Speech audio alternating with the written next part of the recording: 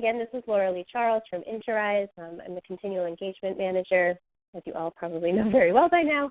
And Natalie Nathanson is an alum of our Emerging Leaders program in Boston. She just graduated last year and has been a huge help in some of our alumni programming recently, talking about marketing, but more specifically B2B marketing, which I know is covered somewhat in the curriculum, but it's really nice to kind of hone in on this area for a lot of our business owners who work specifically in this type of business. So I'm glad that Natalie could lead this discussion for us today.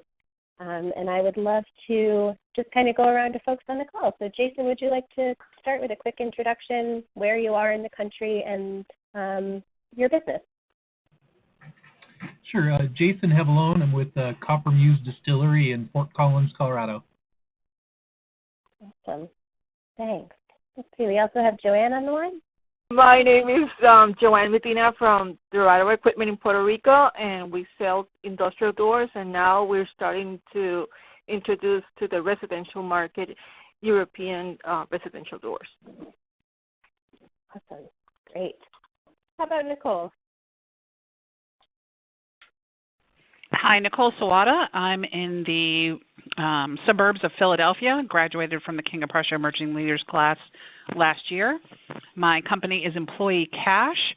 We are a workplace loans B2B business. Great. Thank you. And Ryan?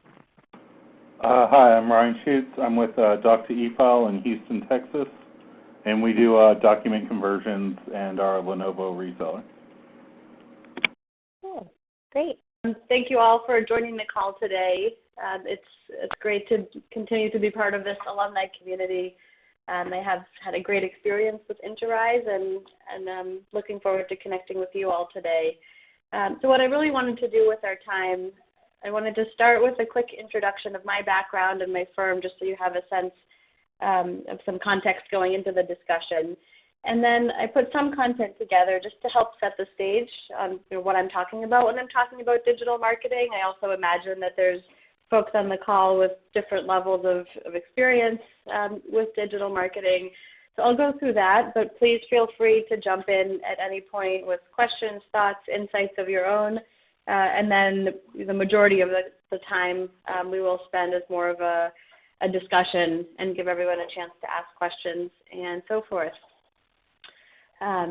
So with that in mind, a little bit about my background. I've been in marketing in the business-to-business tech sector my whole career, mostly working in small company environments. So I've been that one-woman show trying to do everything and anything when it came to marketing, and then also worked at a couple larger companies, the main one being Forrester Research, where I was part of a 30-person marketing organization and ran the team that sold to the tech sector.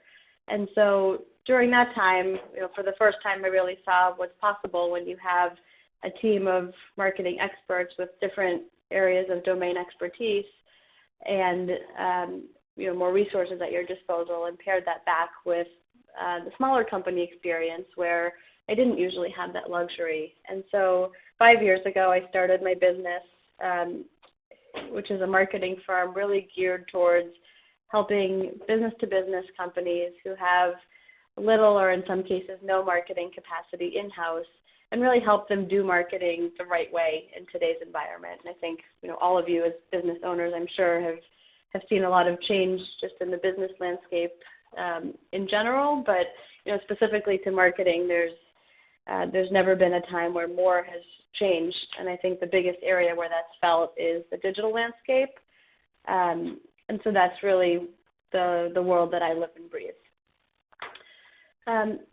So this really outlines the areas where my firm is focused, and the reason I wanted to show this to you is because we're not only focused on digital marketing.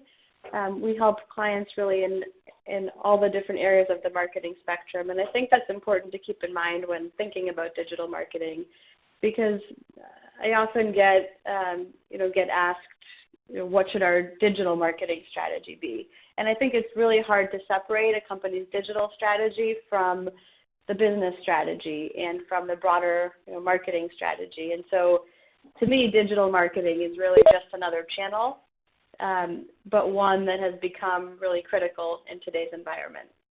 So I just wanted to set the stage with that in mind. So digital marketing can be a bit of a loaded topic. I think it means different things to different people these days in particular. And I think on some ends of the spectrum, folks think of digital and they think of posting to social media every so often and having a company website. I think other folks who are maybe more deeply ingrained with digital marketing understand that there's a really deep and complex ecosystem around the digital marketing landscape, and there's literally thousands of tools and technologies that companies can leverage for digital for growth, really. And I think at the highest level, it really starts with thinking about how embedded the digital world is in our everyday life. So as consumers as well as business owners, you think of how many times does each of us look at our cell phone every day? Many of us are on social media. How many times do you go there for information? How often, when you have a question, do you go to Google for the answer? So all of those things that impact how we each behave as individuals really impact how people who are looking to make a purchase decision do their research. And this first data point, 70% of a prospect buyer's research happens on their own before they're willing to talk to sales. So this really means that for companies that aren't doing the right things online, sometimes you're really closing yourself out of even being in the consideration set to begin with. The second one here is that 77% of small and mid-sized businesses don't feel that they have the time or the knowledge to manage digital marketing effectively. And I think that's really a byproduct of small businesses being resource and time constrained, as well as just a lot changing in the digital marketing landscape. And so unless you have a team of folks that's really focused on that, it can be hard to keep pace, and it really puts the onus, I think, oftentimes on the business owner to stay very educated and up to speed on what their company needs when it comes to digital marketing. And then the last one is that a third of firms, small firms in particular, don't understand which digital marketing tactics impact their revenue or their growth. And I think that's an unfortunate one, because the nice thing about digital marketing is that you do have metrics associated with everything that you do, and you can track and measure everything. And so if you don't have that visibility, oftentimes it's really just an exercise of going to the basics and really putting the right dashboards and metrics analysis in place. So when it comes to digital marketing channels, what are we really talking about here? Digital marketing includes a lot of different things, starting with a company's website. And at the very basic, you can use digital marketing to simply have a web presence. But your website can also be a really strong tool for lead generation. So depending on the level of investment that you're looking to make, there are a number of things you can do to really turn your website into a channel for growth. And any of you in e-commerce, know that intuitively, but even companies that have very different types of solutions. I know there was one, I believe, Lenovo reseller, right? So how do you attract people who are looking for a Lenovo product to your website? Social media channels. So this is an area that any B2C companies, I think, intuitively know they need to be on social media. But for business-to-business firms today, it's really important to understand what role social media needs to play, and what are the right channels to engage with potential customers, what are the right channels to engage with potential influencers or partners, etc. And then similarly, email marketing can be an important channel for engaging with prospective customers and existing customers and partners. And there's basic email marketing tools such as Constant Contact or MailChimp that people can use to send out newsletters or single blasts. And then there's more advanced marketing automation tools where you can build in more of a nurturing program or send triggers based on what someone has or hasn't done from past communications. So I would say that these top three are really the first ones to tackle I imagine some or all of you have done different forms of this. And then the ones on the bottom, I think, are depending really on your business's strategy and how much you're looking to invest in marketing, how much you're relying on marketing to help drive your growth. But search engine optimization is really the type of content that you put on your own site and other places on the web to signal to Google that when someone is searching for XYZ solution, your website should show up in those results. Digital advertising can include a number of different things, and this is an area where there's constantly new advertising platforms and channels coming out, but it can include things like paid advertising on Google AdWords. It can include paid social media advertising, banner advertising, all of those sorts of things. And then lastly is really looking at the online ecosystem related to your particular industry or that of your target market. So industry, online communities, business publications, et cetera. A lot of them offer both paid and organic places to really get your company featured. So again, I'm not sure the different levels of sophistication of each of your digital programs. It might be that you're doing all of these or most of these, or maybe some of this is new. Okay, so the last thing I wanted to share before we go into more of a discussion was just some of the digital marketing traps that I've seen folks go into, and particularly small business owners. So the first is really checking the box on marketing because they're doing the basics. Maybe they have a website, maybe they have someone on the team doing social media posts every so often or sending a quarterly newsletter, things like that. And you know what?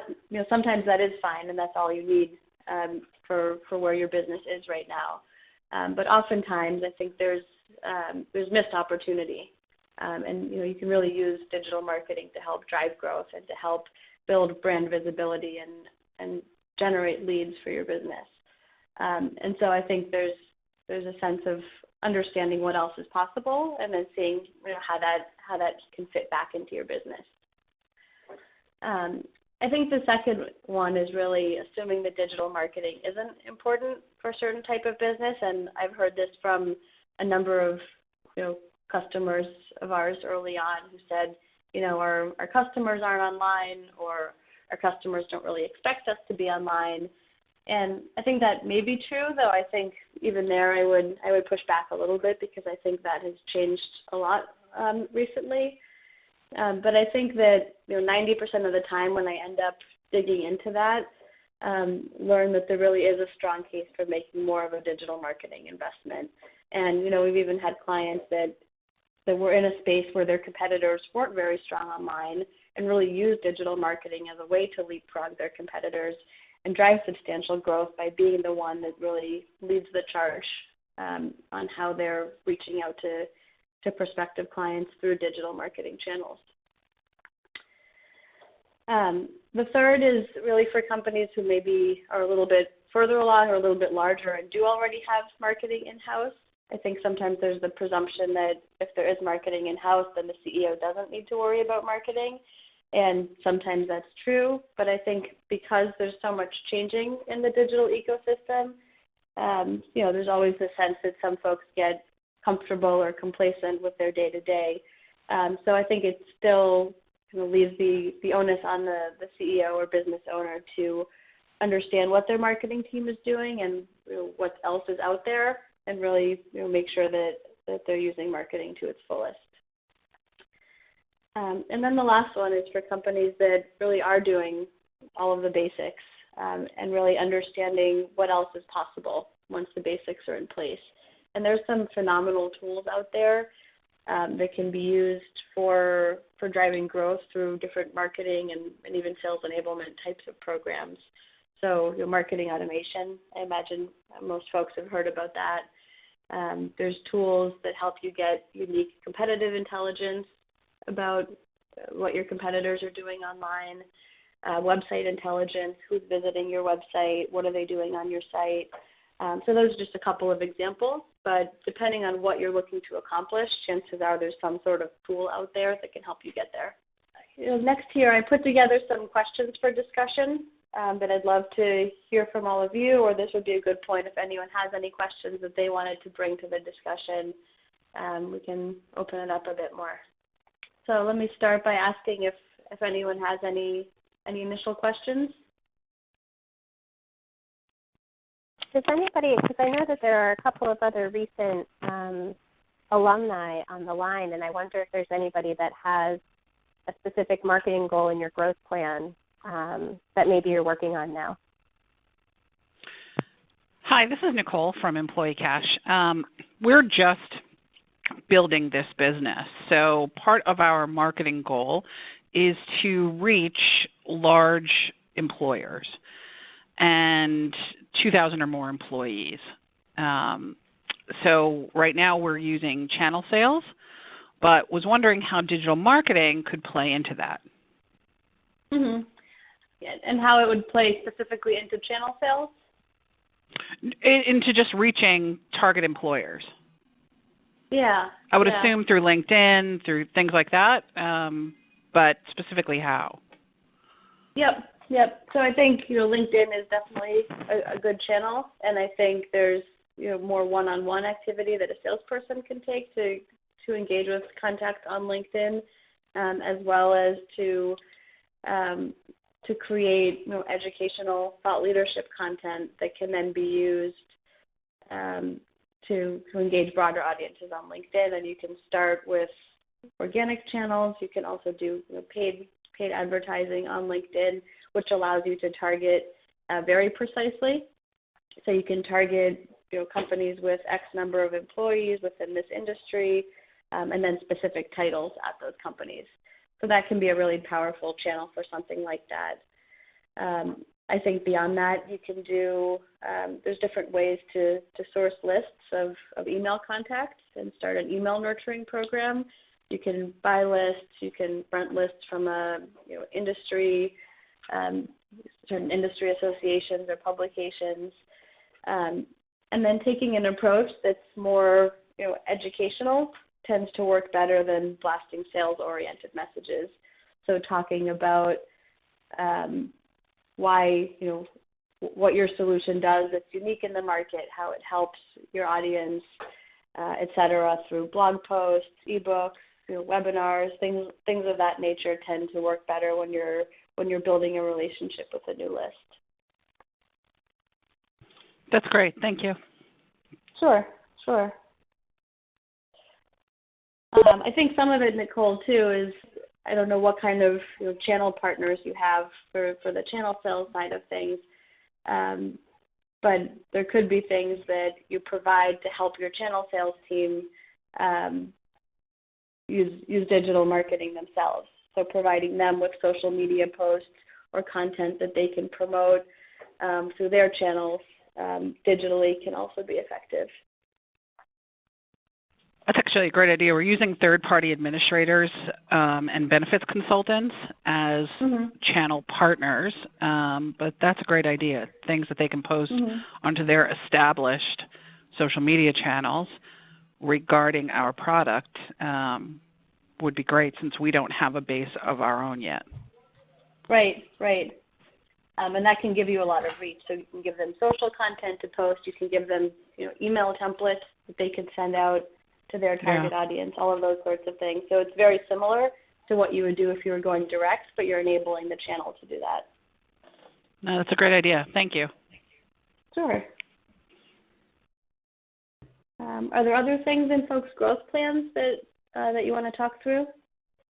I see, Lori Wall, you joined us, and I know that you had a specific question about e-commerce in the Ask an Expert discussion. I wonder, is there anything that you'd like to ask Natalie here? We're just trying to figure this whole thing out, and I know I need to do something, but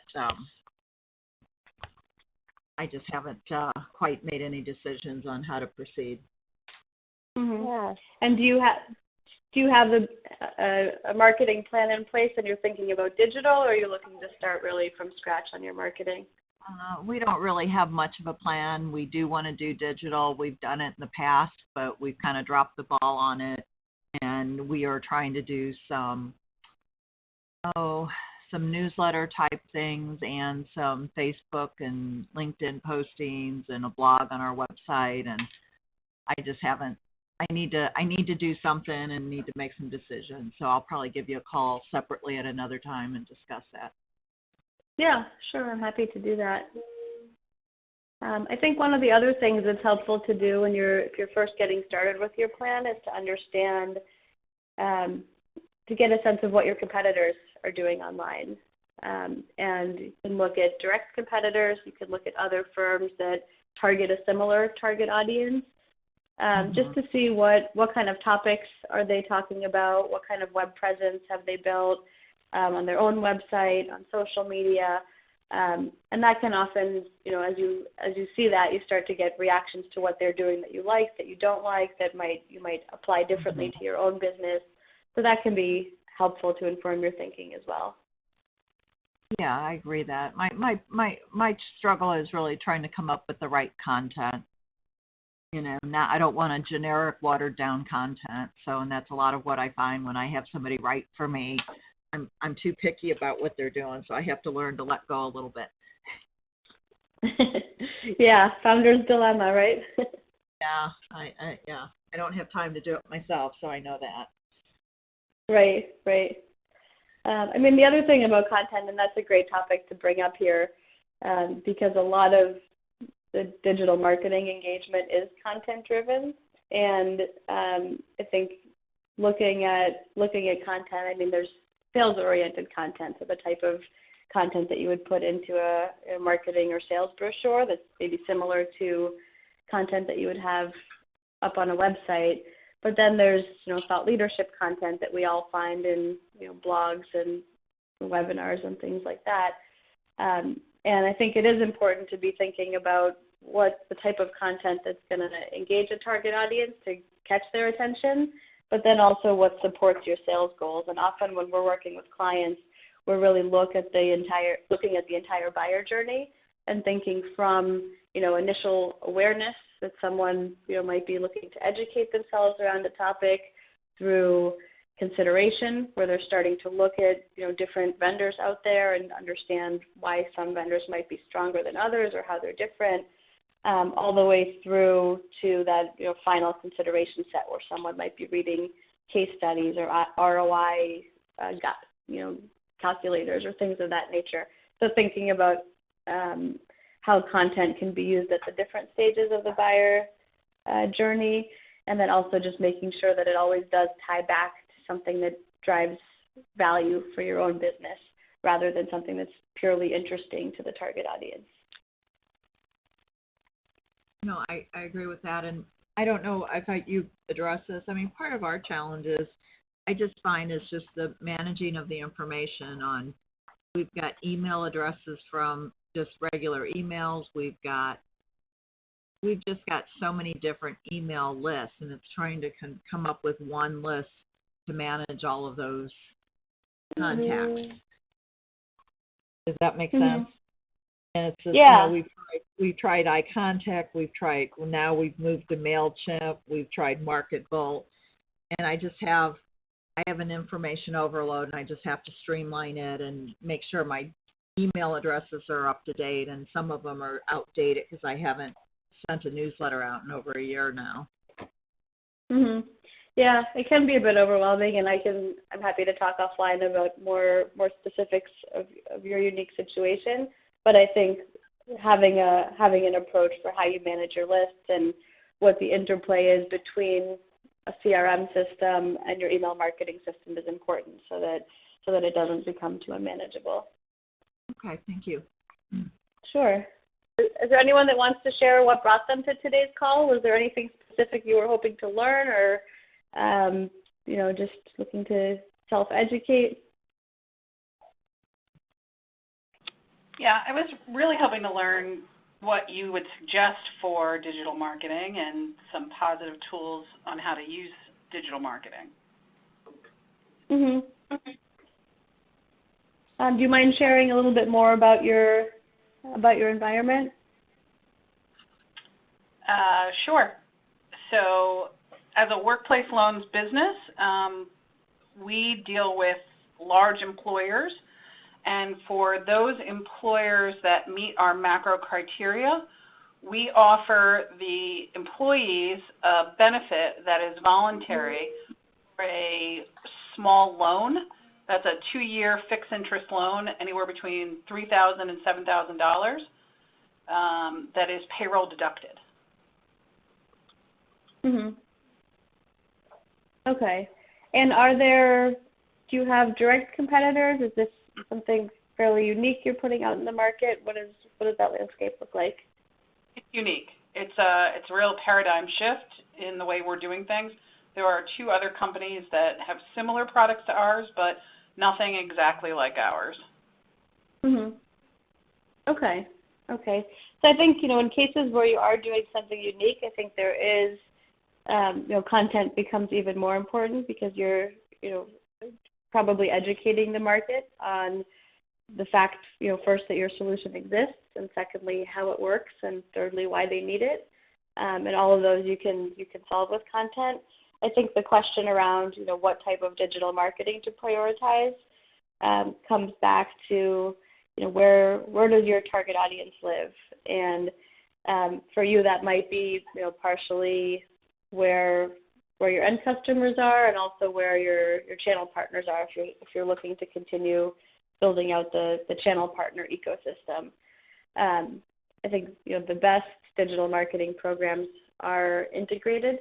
So if you have the website in a position where you're happy with it, you can post content to your website, like a blog post or something that might require registration, where someone might need to fill out their contact information to get a piece of higher value. You could then promote those pages on social media and drive people, again, back to your site. You could get involved in online industry communities and, again, try to drive people back to your site. So the goal is really to kind of look across all of the different areas and figure out, how many channels can you manage, and then what are the important ones to prioritize. Great, thank you. Sure. I have a question from Valerie that she chatted in. I think her mic isn't working.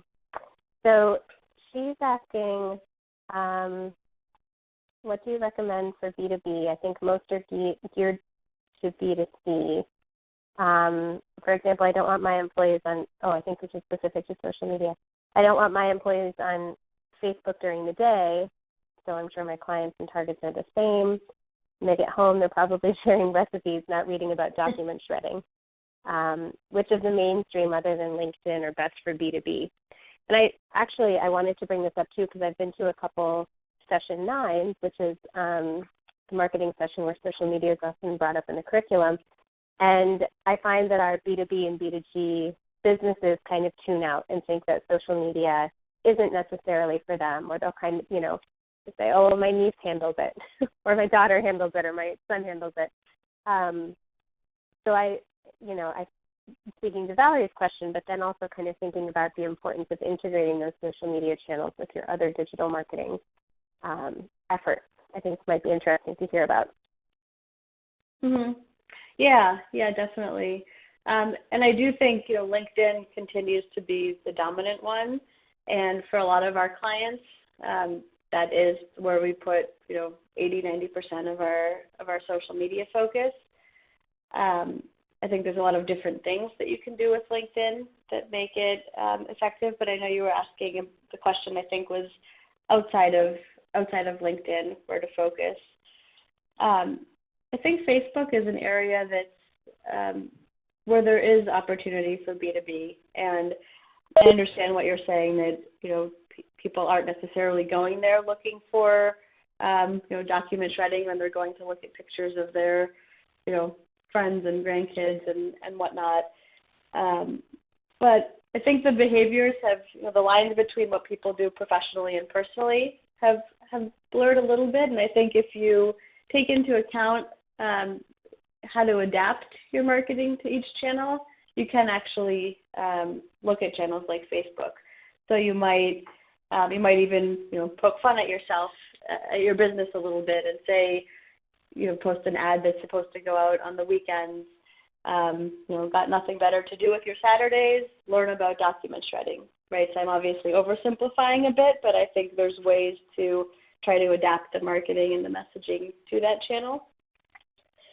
I think another social media channel which has now been acquired by LinkedIn, but it's worth touching on, is Slideshare. So Slideshare is a platform where you create presentations or upload existing presentations, and then other companies can come and find them. And that's a good place to post educational slides, and it could be things that you've created specifically for that channel, or it could be things that you have that you've delivered at a presentation elsewhere, and you're repurposing that content.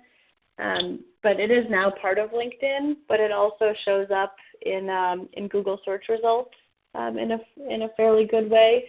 So that can be a way to drive towards search engine optimization goals simultaneously. And then I think the other thing is to always remember the bridge between what you're doing from an offline standpoint and how to bring that to the social media channels. So if you're speaking at an event or participating in an event, whether it's you or a salesperson on your team, having posts about that and making the connection, I think, can be really beneficial. That's great. Thank you. Is anyone interested? I know Natalie and I had talked about this a week or so ago, but is anybody interested in actually taking a look at either your website or your Facebook or LinkedIn page, bringing it up to share with everybody and kind of having Natalie speak to some of your existing efforts? Laura, you can look at mine, advan-ergo.com, but I know it needs a lot of work, so I don't know if I want to expose myself. Well, I think it can be helpful, though, to just kind of take a look and see, just have Natalie kind of take a look at it and see maybe some low-hanging fruit or some places to start. Yeah, sure. So, Lori, do you want to start maybe by talking about what are some of the things you like about your site, what some of the things are that you want to change or you're thinking about changing? Well, already we're thinking of changing the sliders to update them. We launched this last summer, and these sliders were developed almost 2 years ago. So we're updating the sliders to give them a new, fresh look.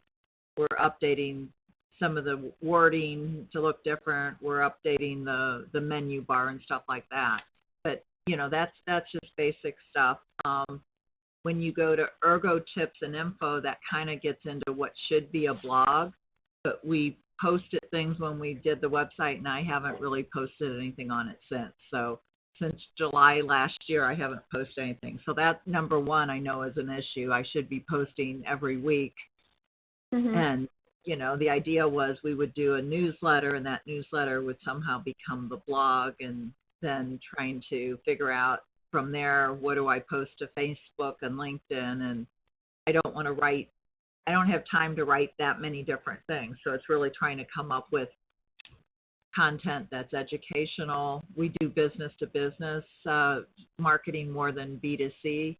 So my focus is hopefully to be a resource for people on ergonomics and help them understand, why certain products might be better than others in addressing ergonomic issues. So I think we kind of did a good start, and then we dropped the ball and we haven't done anything. So pretty sad, I guess. I don't know, but it's just a matter of priorities. Getting things to work right on the website became the priority. So now my priority is taking a relook at the whole marketing effort and coming up with ways to, come up with content that makes sense and that's of value to my clients. Mm-hmm. And maybe posting more than once a year. Yeah, that makes sense. And I think you're right that the website is a piece of it, but you want to start with thinking about the marketing strategy, and then the website changes will come out of that. I know with content it can be daunting, and I think even starting with a commitment to a post a month, and then once that is up and running, you can try to do more. But even having that low level of engagement gives you something to then post to your social channels or to promote in your email newsletter or places like that. So can you tell me who is it that you sell to in the companies, and what kinds of companies? We're dealing with large corporate employers and universities and some healthcare, but usually they're fairly large companies, with names like Emerson, Nestle, Purina, Monsanto's, that kind of company, or some of the local universities. We're dealing a lot with the health and safety directors, trying to establish ergonomic standard programs. And then we also deal with facilities because it's furniture that's sometimes involved. And then, so we use those two sources to help promote our products. And then when employees are having ergonomic issues, then those two sources will give out our name as a contact for the employee to contact. So we're dealing with a lot of individual contact employees on a day-to-day basis, but our key decision makers are at a more senior level. So it's more of a relationship building and information to those resources about why our products are better than other products, or what we can add value added to the equation, and helping to provide products that work for their employees. So we do a lot of demos on site and things like that as well. Yep. Okay. Yeah, that's really helpful. So looking at the blog, for example, I think just from looking at these top two posts, it looks like they might be geared more towards the employees that are having issues than the decision makers who are looking to make a decision between your product and other ergonomic products, or your products versus just other products on the market. And so if there are content topics to talk about that are more about the business value of why work with your firm, I think those are ones to infuse into the blog. And some of these topics might be great to get to, the health and safety directors or the facilities managers, if they can then share that with their employees. Maybe they have internal company newsletters that they can use to help educate the employees, and that might help drive more engagement within some of your existing client accounts. And potentially, if there are different audiences coming to your site, you could start to tag the blog by audience, so that people who, someone looking for, health and safety information for their company could filter, what's important to them that's different from an employee who's having, neck strain, for example. So that would be one area to look at. It's a challenge because there are multiple. We're dealing at that, trying to sell the concept to our key decision makers, but once they've agreed to use our services, then you're really dealing with the day-to-day employees who are actually shopping the website and looking at information. So it's kind of a twofold approach, and I guess that's also part of my dilemma, and how do I market it? Right. Yeah. So the website, it sounds like, is geared more towards the individuals, and then do they maybe go up to corporate programs if they're the decision maker? It can. Sometimes our first exposure to a corporate employer might be an employee having issues who finds us and says, hey, I found this product, I want to buy it. And then that opens the discussion with the employer about what we can do to help them on a broader scale. So it's a twofold.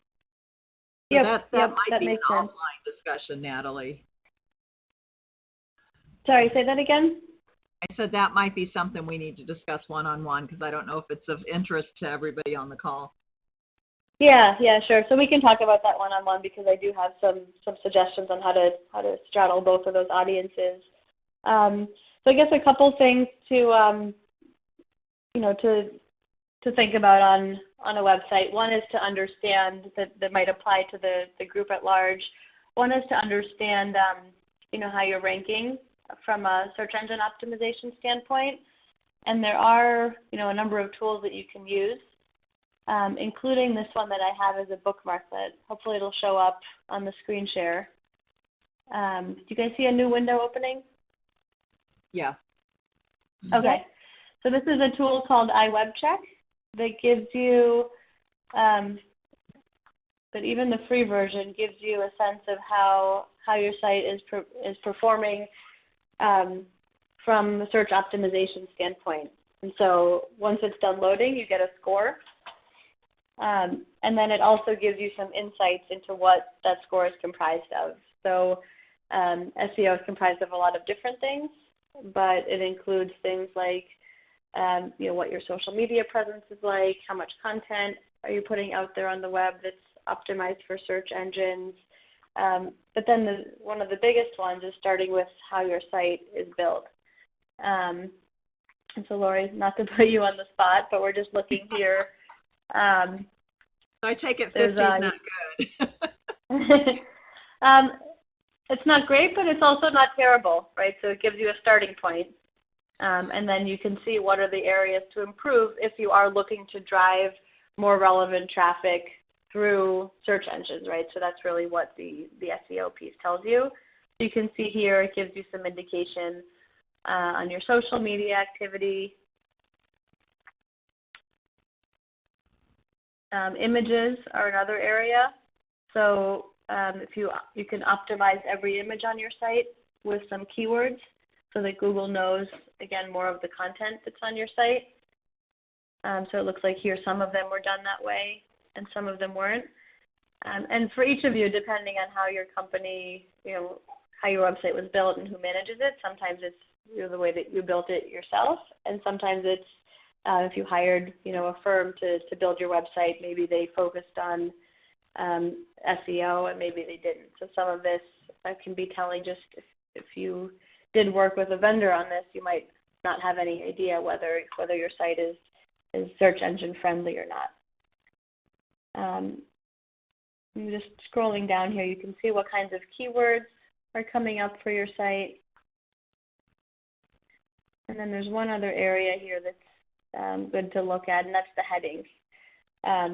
So one of the biggest indicators on a website for search engines is to understand what the keywords are that are used in the headings. And the headings are anything called an H.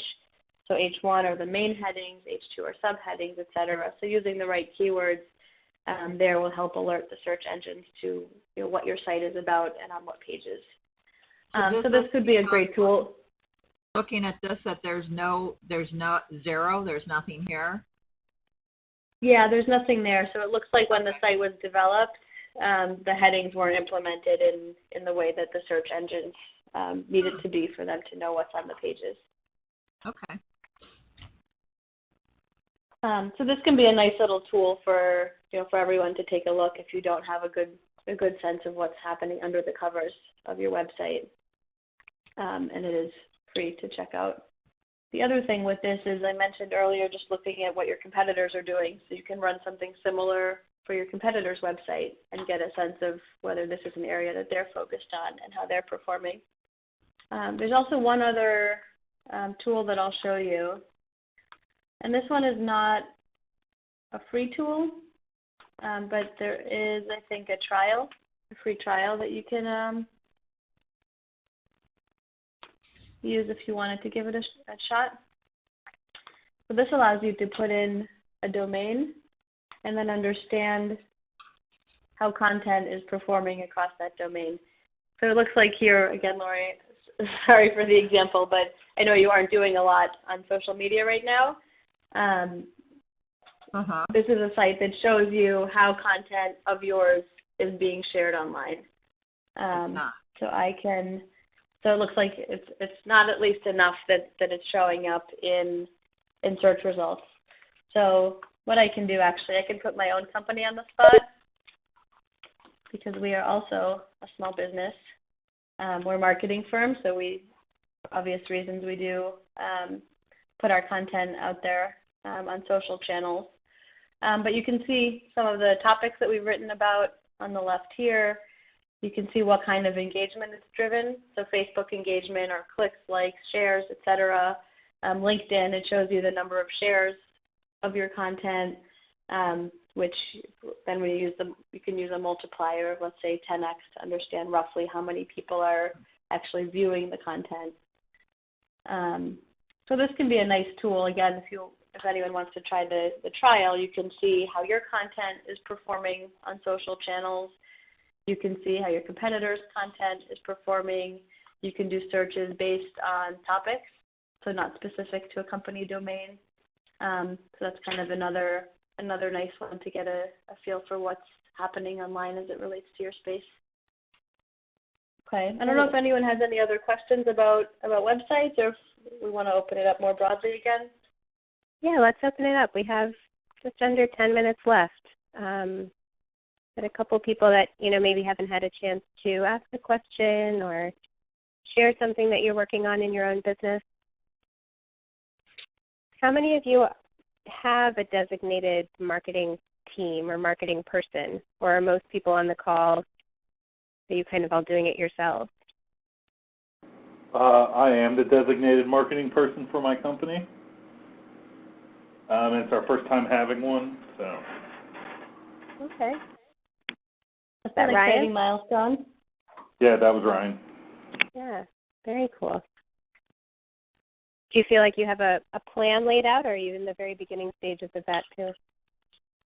We're still at the very beginning stages. We kind of have a strategy that we want to go with sales, but right now it's really trying to prioritize doing the market research and the research of who's buying from the verticals we want to target, and then just figuring out how to best optimize the time I'm spending on everything.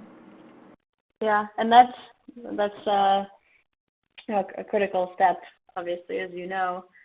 And then from there, I think even looking at what kind of pilot programs do you put in place. So once you have one or more of those verticals, what are the different, you need to test between verticals, how folks are responding, different message testing, and that is a place where you can really get a lot of leverage out of digital marketing, because you really can get quick feedback on anything that you're putting out there, and run A/B tests and look at the metrics, and so that can be a way to not just drive leads, but also to really round out that market research itself. Great. I have another question from Valerie too, who's working with an outside company. And she's having a hard time determining what the ROI and value is of working with this company, as she can't directly attribute any increase in calls or click-throughs to their work so far. So any tips on how to measure that or motivate the company to deliver results? Yeah, and is this for digital marketing activities, or is it a broader relationship that includes a lot of offline marketing? Because I do think there are differences, and I think it's also, okay, so broader, she said.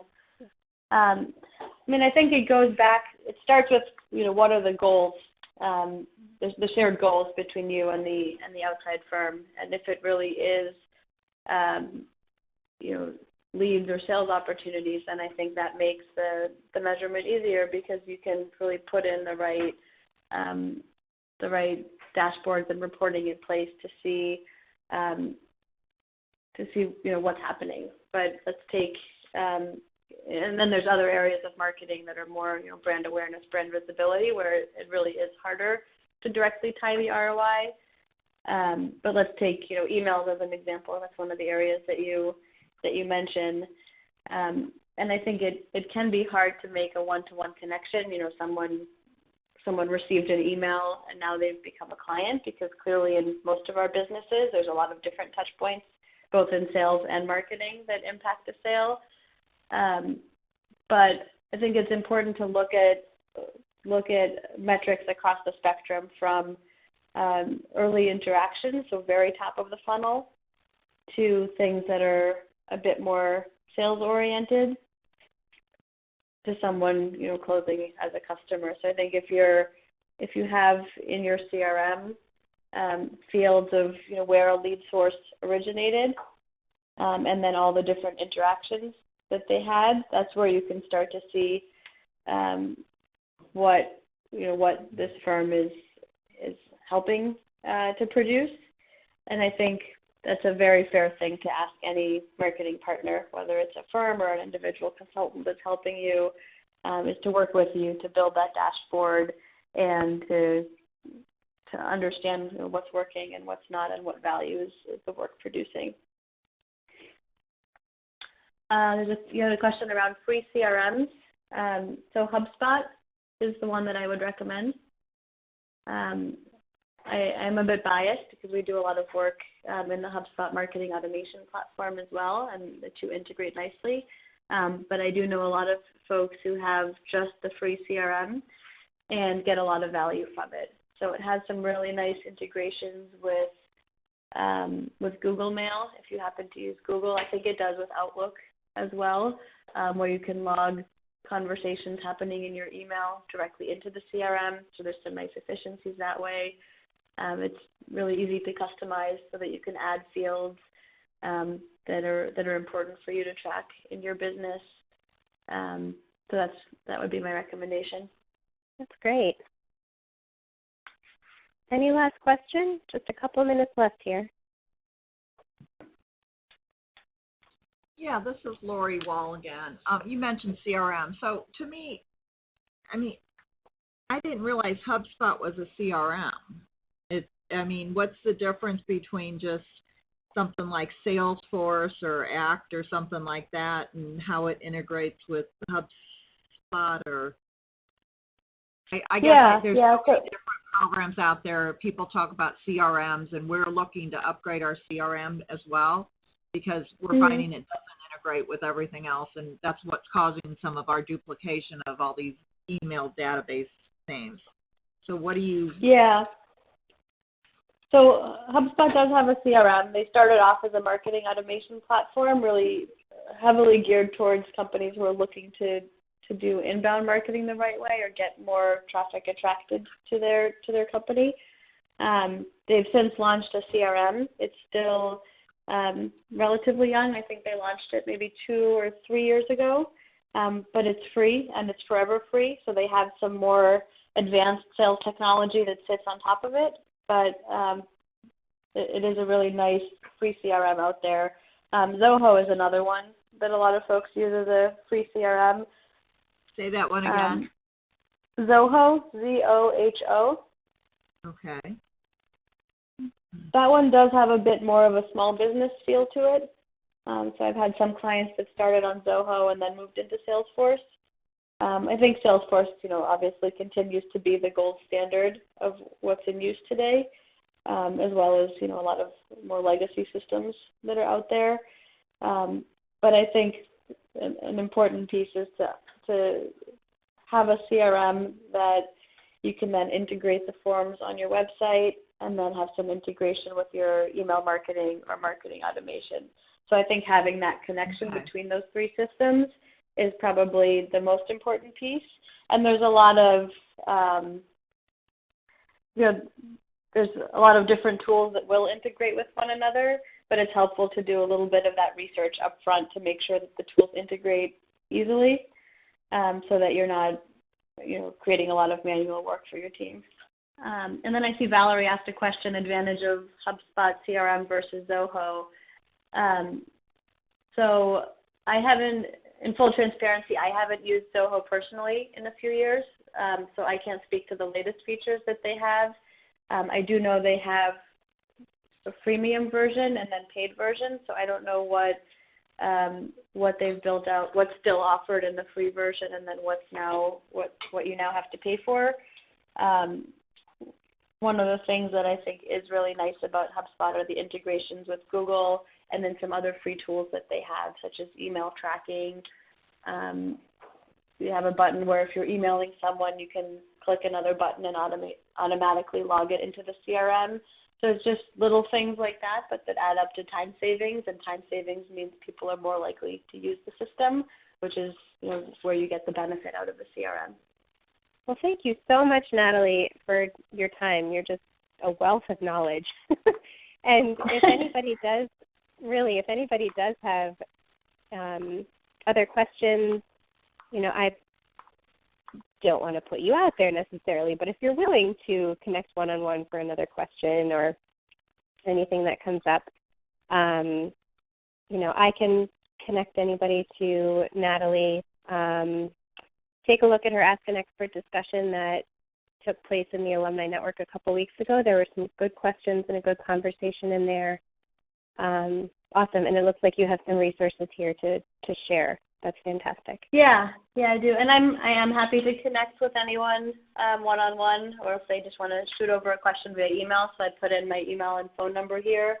Like I said, I'm a big believer of the Alumni Network, and so I'm happy to connect with other marketers and business owners and other folks. I did put a couple resources here. So the first, there's an ebook that my company wrote on assessing your firm's digital marketing. So it has some of the information that I covered at the start today, but then a little bit more detail. So you can follow this link if you want to take a look at that. I have my contact information. And then my firm offers a digital marketing competitor report. So it's a little bit of what I showed you with the free tools out there, but some other tools to really see how your company shows up online, what two competitors of yours are doing, and some advisory support around analyzing that. So that's something, if you're interested, happy to connect more on that as well. And I do see one final question here from Demetrius that I'll just answer quickly before we wrap up, around what are the best social media platforms for a marketing company to be on. And I'll say that without any additional context, I would say probably LinkedIn, number one. And then I think Facebook is also a strong contender, but to the point that I made earlier, it needs to be used in a way that really aligns with how people want to be engaged on that channel. Wonderful. All right. Well, thank you, everybody, for your time, for your questions. This will be recorded, so we'll get it posted in a couple days on the Alumni Network so that you can access the slides and any of the tools. And feel free to get in touch if anything else comes up in the meantime. All right. Thank you, everyone. Have a good afternoon. Thank you, Natalie. Bye-bye.